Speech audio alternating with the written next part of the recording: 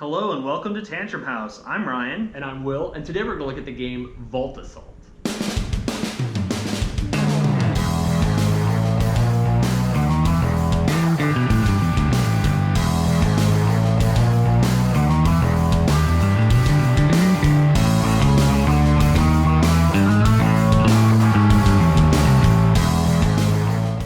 Vault Assault is a 2 to 4 player dice game, and it's on Kickstarter right now. In the game, players act as cops and robbers trying to capture each other and each other's loot.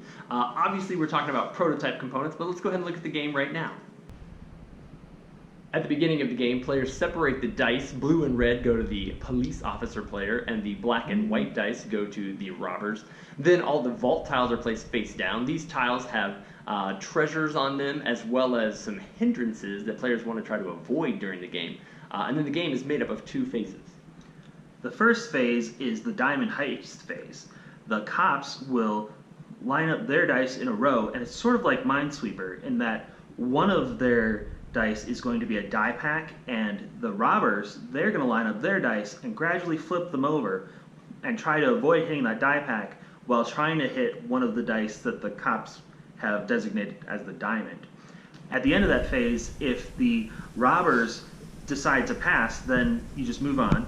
But if they got a diamond, they get an extra $40,000 to go towards their total score. And if they hit the die pack, then they lose a die going into the next phase. The next phase is the Vault Assault phase, and it's a frantic race to roll your dice in certain combinations to try to hit certain stages as the cop to try to catch the robbers, or as the robbers to try to get more money from the vault, while also trying to escape the cop.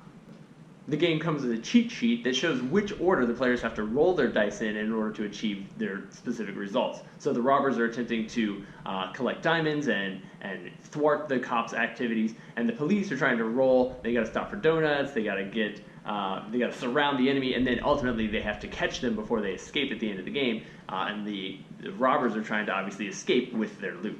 If the players escape, they get to keep all of their loot, but if the cop captures them, they lose one of their getaway cars, and all of the vault tiles that were on that car go to the cop. Then the players switch their roles, and the robbers become the cops, and the cops become the robbers, just like as kids, we kept switching back and forth.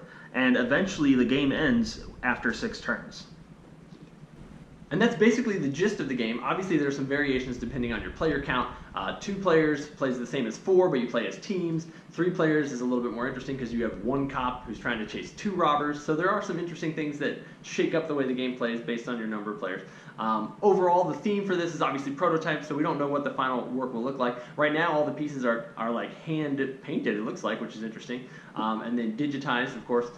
There's custom dice. It's kind of neat and unique that you make like little mosaics when you're trying to roll your dice to create those scenes that you need to achieve. So that was kind of an interesting twist. And then obviously lots of cardboard tokens and pieces and box art and things. So we'll be curious to see what the final art looks like.